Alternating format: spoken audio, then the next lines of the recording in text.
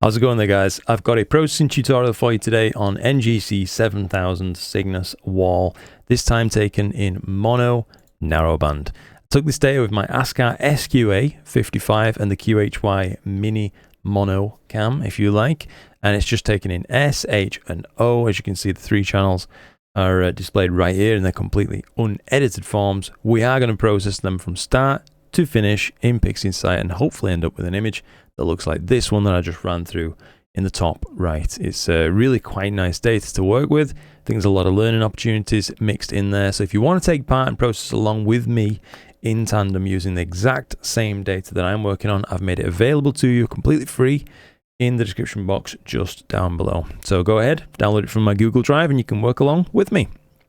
On top of that, if you want to take part in a bigger event on the whole, which is a processing challenge, I call it a challenge, it's not really a challenge, it's really just a way for people to learn, then please do use the link to my Discord in the description box also down below, where you can post your results from this tutorial, no matter what you processed in. It doesn't have to be Pixinsight, to this channel right here called Processing Challenges. Now, we are going to be trying to make use of this. I highly recommend, if you are going to take part in this, save your image as a PNG and keep it below 10 megabytes. And we are going to be taking a look at these submissions down the line. It's a useful place for people to go and take a look at them all in one place. And honestly, thanks in advance if you do take part in this particular part of the video too, as it's a really wonderful opportunity for people to learn from one another and all together as a community on the whole just get better at this thing that we love doing so much. So thanks in advance to anybody who takes part in that. We will be revisiting these ones in a future video. So without any further ado, let's make a start on this processing tutorial. Now, I am going to be using a few paid tools for mine. You don't have to use it. There are alternatives out there, but I have these. I've never regretted it for a minute. In fact, I wouldn't want to go back to processing without them. And that's the BlurXTerminator, NoiseXTerminator, and StarXTerminator tools from RC Astro. Got some affiliate links down below for these. No joke, if you want to use those, it would massively help me out, but that's not why I'm recommending them. It's not a monetary thing. It just does make a difference to me, of course, but I wouldn't recommend them if they weren't as good as they are. They're wonderful. Give the trials a go, and I'm sure you'll see for yourself just how good they are. Anyway, let's make a start on this processing tutorial. So if you've got the data from me, you should have these three channels right here, along with this set of tools. If you wish to use them, you can drag the tools anywhere you like and just right-click and arrange the icons, and they should all become visible for you. If they're not immediately visible, it's just a screen resolution scaling issue. But the first thing we want to do is basically take a look at these things. They'll come on black. You just want to open up STF like that and press the little nuke icon. That should get everything visible on these shots for you. The reason we're doing this is so that we can, without editing the data at all, if you like, just applying a screen stretch, so a visibility stretch. We want to identify problems in the data at this point that we can now neutralize. So you can see the first thing is that there's a lot of stacking artifacts, of course, really obvious and noticeable along these edges, you know, black borders and kind of speckledy looking parts where the intersection of more frames hasn't overlapped. I think the best channel for choosing a cropping candidate is the sulfur, in my opinion, right here. So I'm just going to open up dynamic crop with the sulfur window selected, and as you can see, it opens up this little cropping window. Just going to pull these in from the corners. You can do these one at a time, should you wish. And as I say, I'm just doing these two at once. If you want to make any rotational adjustments, just move to one side, and if you're not happy with the overall box position, just move the whole box. And if you want to restart, just click the reset button. It's quite simple. So all we're looking to do is take out all of those weak SNR areas and all of those void of SNR areas, such as the pure black parts. Once you've got the area selected, don't yet hit tick. We want to use this reference on the other two images. So I'm just going to apply that to the hydrogen, the oxygen, and now hit the tick to crop then our main reference image. And that's it. We're done now with dynamic crop. Now, the next issue that I'm looking for, generally speaking at this point, is gradients. And I can see that the sulfur data looks basically free of gradients. The hydrogen data looks free of gradients as well. But the oxygen has a really obvious gradient going through it. You can see this very much brighter bottom right corner than the top left, for example. And you can see it's like a bias going across the image. Now in my case, I'm going to try and get rid of this right away, just using script toolbox and Graxpert. You can try to apply different smoothing levels on this. I am going to go for full smoothness and just see if it does the job. All right, so there's the background image for this, and it looks like it's actually done a perfect job. It's gotten rid of those gradients. If I just cycle it back for a moment, you can just see if I undo and then redo the difference that that's had. You know what I mean? If I show you right there, it's gotten rid of that gradient fully. So we can go ahead and work with this now. There's no need really to do anything to the other two channels. I think they're absolutely fine as they are. Now, while you could apply BlurXTerminator to these right away at this point, I would recommend saving yourself a little bit of time, to be honest, going instead to processing, channel management, and channel combination right here. And you can see that I've got these pre-populated because I just did a run through a moment ago, but the order in which you're going to be wanting to apply these is into the red channel. You can see I've got the sulfur data. Into the green channel, I've got the hydrogen alpha data. And into the blue channel, I've got selected the oxygen 3 data. And you can just select these by clicking the little box on the right hand side and selecting from the drop down menu which you want in each channel. So as I said, in B, there we want the oxygen. Once that's finished, go ahead and apply global using the little circle right there, and you can now close that tool. It's going to bring up a unstretched image for you right here, and if you hit the STF icon, yours will probably be a linked STF at this time. You can get a rough idea of what the data looks like. You see, obviously, there's a big purple background. We're going to work on that later, but there's no rush right now. If you click unlink, just by selecting that chain link icon once again, and reapply the STF, you can get a little bit of a better look at what's going on in the underlying data. And I think it looks quite promising overall. Now, at this point, depending on what you want to do, you could go ahead now and apply BlurXTerminator and NoiseXTerminator. But for me, I'm just going to go ahead and apply BlurXTerminator only at this moment in time and hold off on the NoiseXTerminator side of things. Sometimes on data where it's not that rich in SNR, I find that you can end up with a better result just by holding off for a moment on NoiseXTerminator. No doubt this is just build to build variance, and it's probably going to change again at some point. So depending on when you're watching this, maybe disregard. It's always best to just experiment. But for the sake of demonstration, I'm just going to show you exactly what I do, which is at this point, apply BlurXTerminator. Now it's going to bring up a menu like this. I'm going to go for full sharpen on stars and the non-stellar features. And let's just take a look at what this result looks like. And it's pretty notable. You can see why I like these tools so much. It sharpens up those stars no end. They go, to be honest, arguable in this case, slightly too sharp almost. So what you can do actually is just undo if you wish and adjust star halos. Sometimes this can be a problem on stars, particularly very small ones like this with really rather bright cores. It's really on undersampled data where I've only noticed this issue.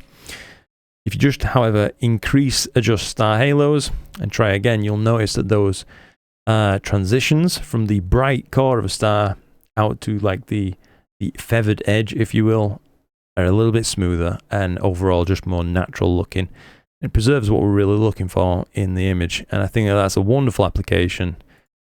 Obviously, you can see what it's done right there. It's made a, it's a real step up in image quality for just a couple of clicks, which is what I love. I'm all about that kind of thing.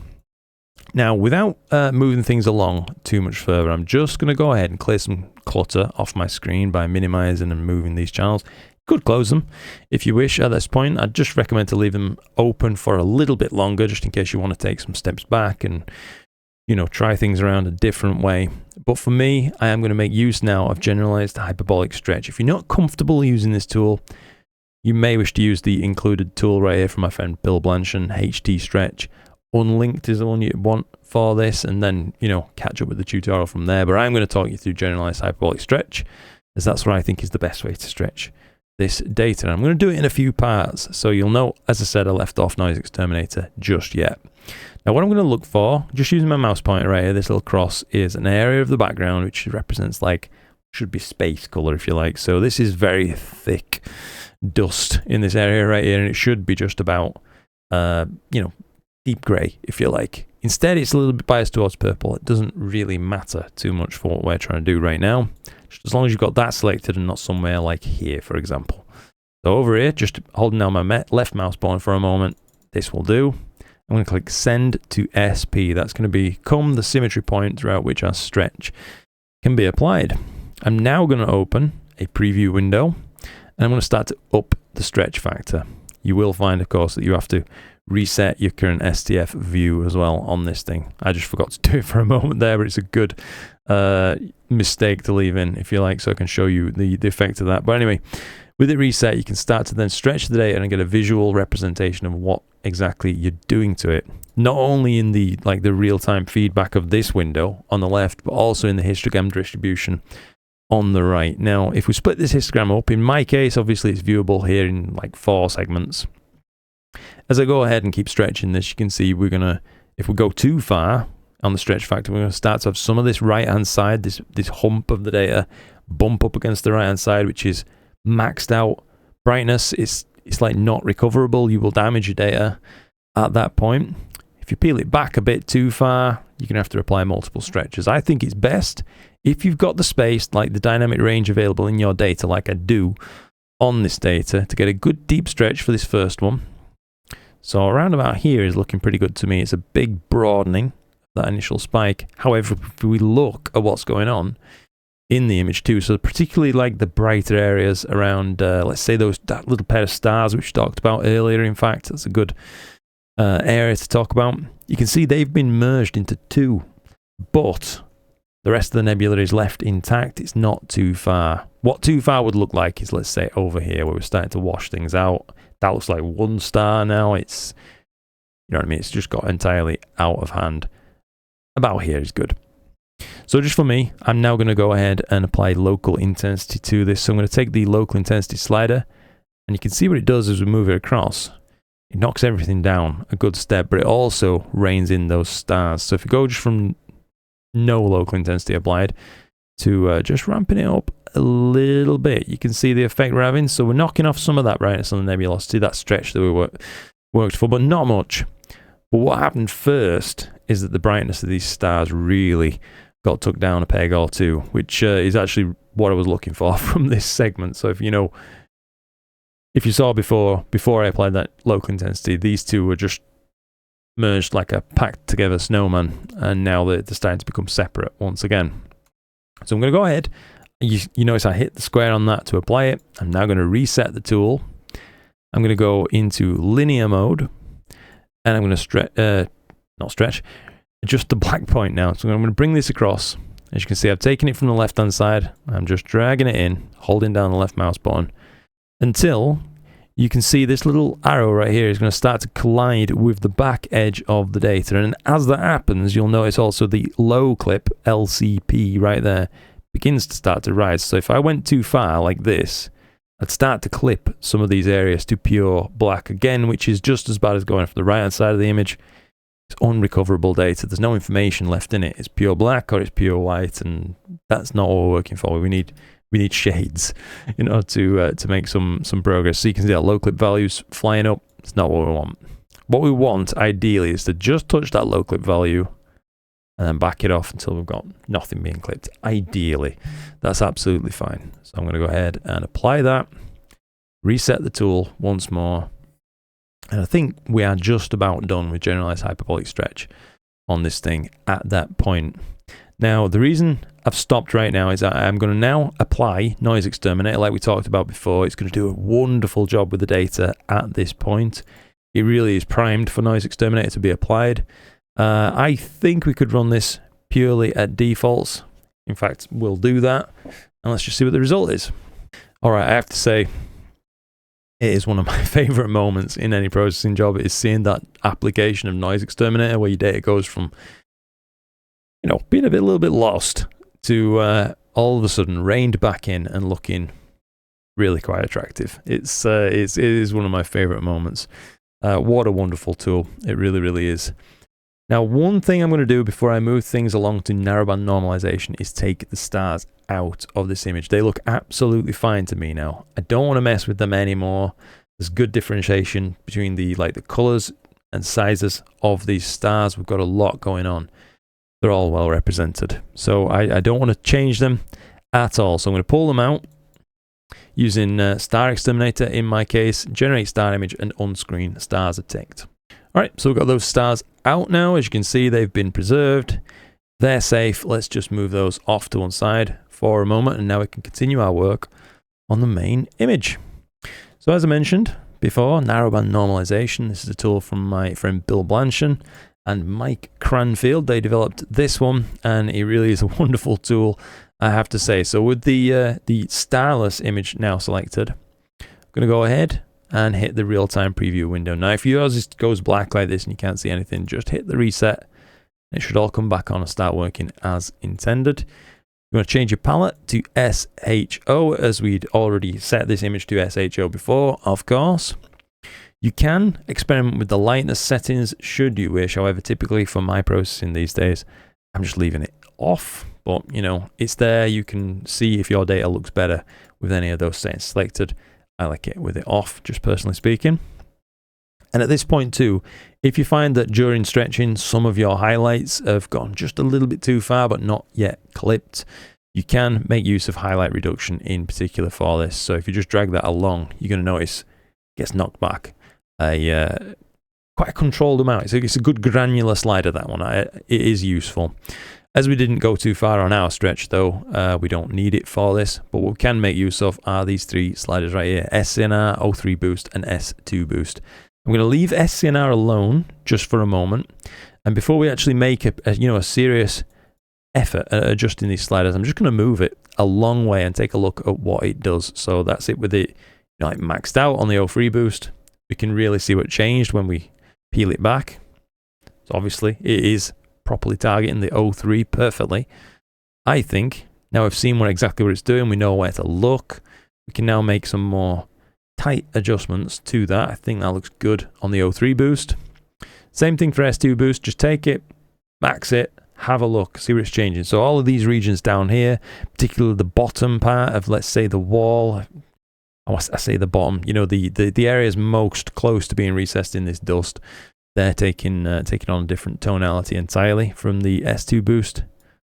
Definitely I want some of that because there's a lot of S2 structure in this image. I think that looks about right. And you could, if you wish, have a look at the SCNR on this thing, but caution to be applied right here. You don't just want to apply a full SCNR. If I just demonstrate down here, like say for example, with a full SCNR applied, you're taking out quite a lot of relevant data to the image right there, and you're effectively just deleting a channel from your data. So it's not really what you're looking for.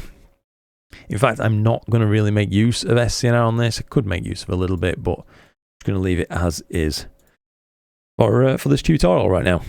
So I'm satisfied at that I can go ahead, apply, and move on to the next steps of processing. I'll reset my tool, close my preview, and now I want to get rid of this crazy purple cast that's worked its way into the image. Now, if you have it, you could make use of utilities and, where is it now? Correct magenta stars, that can do it just as easy though. Control and I to invert the image, drag SCNR on there, Control and I, and there you go, it's all gone. You know, we're back to now a very neutral background where we talked about before. You know, we were selecting that symmetry point out. It is now restored to its correct color, and we know that nothing's clipped either end of the histogram. It's well stretched data, it's nice and visible, you know what I mean? That's what we're really going for. But the colors look a bit off, I think it's fair to say. They're not bad, but they can certainly stand some use, and that's where my friend Bill's masks are going to come into play for this right now. So most of the structure you're going to find in I want to say 90% of nebula cases. It might be about 90% actually, even though it's, you know, it's just one of those numbers that people say. It's going to be stored anyway in the yellow channel for SHO. So if we just apply a yellow mask to this, just drag and drop it, you can see it has selected most of that structure for us. However, if you left it like this, it's a little bit of a noisy mask. So just make use of one pass of mask blur, and that's now absolutely usable at this. You could take it a little bit further if you find that your mask still looks noisy. Mine looks fine. Now I'm just going to take the identifier right there, yellow mask, and drag it below the other image identifier that we're using. Reselect our main image, open curves, open a preview, And now I'm going to select the red channel for this. So we are using a yellow mask, but I'm going to use the red and green channel actually for this. Now this initial movement, I'm just going to take the middle and bring it up with a pip. You can see the effect that it's having. I'm just freely moving it around at the minute. And if you find that you've, accidentally placed a few pips somewhere, don't despair. You can just reset the tool, or you can select those pips individually and just right click them off. It's all, nothing's damaging your image at the minute. Don't worry. So just go ahead, take it from the middle and apply a little bit of a red richening adjustment, if you like, to this thing. You can see what's just happening right here. The bottoms of the wall right there, you can see them all. This color is changing now to like a richer tone. And it's gotten rid of all yellows in the image. Now we don't want rid of all yellows. We want to invite tonality into the image. It makes it just more interesting and it gives more of a sense of depth. So to do that, I'm now going to go to the green channel and apply a bit of an S curve to this one. So I'm going to increase around the midpoint of this, actually just a bit above the midpoint on this line, if you like. Higher values up here represent, targeting brighter parts of the image. Down here represents lower parts of the image. You can't really make too big of an adjustment with just one pip. It's really when you start to apply the second or third pips that you get more control over this histogram curve rather right here. So if I just increase the green curve right there, you can see now we've restored things back to yellow. You might think, what we're doing, Luke, we're back to step one.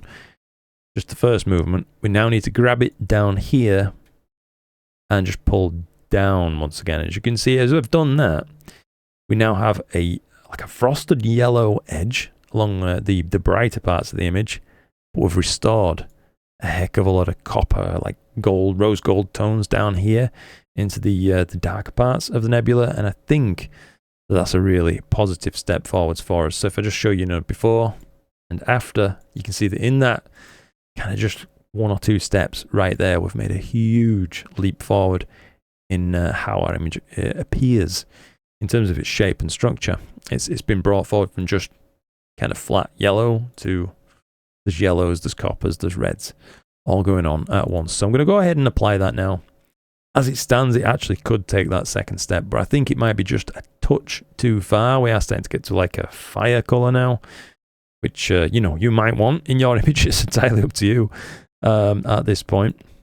But for me, I think it would be just a very slight step too far. What I am going to do is apply that same sort of movement, but just this time a little bit more muted. So overall, around about here. And if we just cycle before, after, you can see it's much more subtle adjustment now. Of course, we've been more subtle on the curves, so it only follows. But it is an improvement. It's another step forwards, especially, like I say, along these brighter edges and the transitionary areas. Well worth doing. So I'm going to go ahead and apply that. I'll reset my tool, close the preview for a moment, get rid of this mask, just close it, click yes to both of those. And now if you wish, to be honest, it could all just be adjusted from here as is with saturation, but I am going to go ahead and show you just like targeting other parts of this image. So let's say this blue region right here, I'm going to try and target it with the blue mask, and we have successfully grabbed it in one. If you did have trouble with this, you can also use a sacrificial clone. That's something I can talk about in future tutorials, but rather than just getting kind of caught in the weeds right now, let's just focus on what we're doing. So this is good. This is more than usable. I know you can see some gray up here, and we're not going to be making an extreme adjustment. We did most of what we needed. In fact, all of what we needed, really, with narrowband normalization earlier on. So it's not going to take much curves work. You won't notice any real biases being introduced. So I'm going to go ahead now, select my main image again, open a preview, real-time preview. And this time I'm going to make use of blue and green. So I'm going to raise the midpoint of the blue just very slightly. You can see if I did go too far, start to mist out these areas, and it would just look bad overall. But a little boost in both blue and then green to push it back towards teal actually looks pretty good, I would say. So if you just cycle it, like we said before, after, you're not married to these adjustments. You don't need to, always hit just, well, I've made it now, so I may as well apply it. If you don't like it, try again, or don't apply it. Do you know what I mean? Just have a look with your eyes, and if you think to yourself, Does this image look better for this adjustment? Yes. Go ahead. If no, don't. It seems pretty straightforward, I guess, when you put it like that, but I think it's a small improvement, so I am going to apply it. But it doesn't need any more, certainly, I reckon. So I'm now going to go ahead, close out of the preview, get rid of that mask, so we've got rid of that screen clutter as well. And now, once again, going to start making some final adjustments to this image. So, preview, this time RGBK. I'm just going to peel back the mid value altogether on RGBK right there. Not too far, none of this. But where it is right now, I feel like the edges of stuff is getting just a touch bright from all the upwards adjustments we've been making on these curves. I'm going to pull it back ever so slightly. Not much, doesn't have to be loads. And that's to try to make a small amount of room in terms of dynamic range available in the image. The next step, which is going to be a little bit of an S-curve on this RGBK curve right there. So what I mean by an S-curve is what we basically applied to that green curve earlier. So a little bit up here, not much. A little bit down here. You can see the effect that that has based on the balance of these two, how it, is how it will look. But it's like a contrast adjustment, if you like. Here's the before, here's the after. Again, ask yourself that question, does yours look better for this adjustment? If no, maybe make a further adjustment, or just don't apply it. But for me, it definitely looks better. Double check your work up close if you need to, you know what I mean? Make sure you're not blowing out any of these edges. That would look, something like this. For example, if I went too far, trying to add too much contrast, stops looking natural. And we start to lose data. But that looks good, it looks tasteful. I'm happy at that. So I'm going to go ahead and apply that, reset the tools again, and now make a final adjustment in terms of saturation to the nebula. Now I'm going to apply just a bit to this. This is where you could really over-egg the pudding kind of thing. Doesn't need that much in this case, just a touch up. And I think you can see the effect that we're having there. It's subtle, but it's there. About here. Yeah, I really like that. Let's go ahead and apply that. And now we're ready to put the stars back in. If you wish, you can also saturate those stars just a bit. Make a small curves adjustment. If you wish to use a preview on this, you could, but I'm just going to go ahead and eyeball it for a moment. I'm done now with curves, etc. I'm just going to use my rescreening tools right here. Drag the starless over the starless image. Drag the stars on the stars image. And drag rescreen on any of the images. And there you go, we've now got a rescreened image at the end. Now you may find, just as it happens, I found this out while saving out my version just quickly to the Discord right there, that when you save this as a PNG, if you've got a similar crop to me, it's going to be just over 10 megabytes. You might wish to make use of process, all process, and resample just down here. Select the view that you're working on, rescreened result.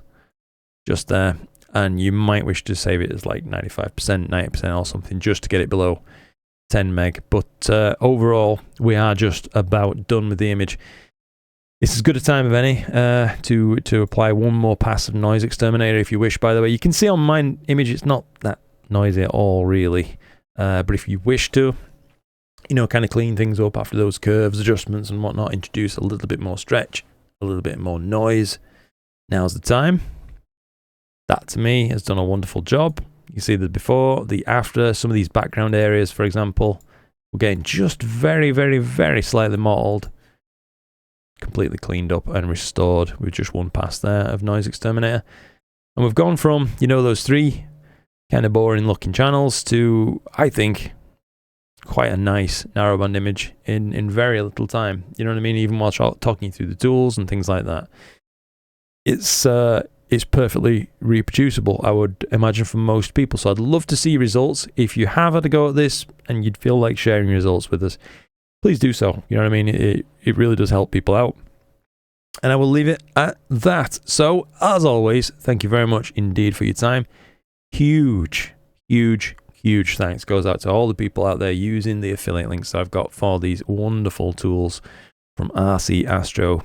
Russell's a wonderful, wonderful guy, and I'm so happy that he's made these tools available to me. Your support through them is making my life and that of my family's so much better. So thank you, and I really do mean that. And thank you for your support in a very general sense overall as well, in the many ways that people have chosen to be so kind and help me out. I truly appreciate it, and I feel so blessed. Right then, guys, as always, look after yourselves and those around you. I'll look forward to seeing what you've been up to, and I'll catch you in a future video. So until then, good luck and clear skies.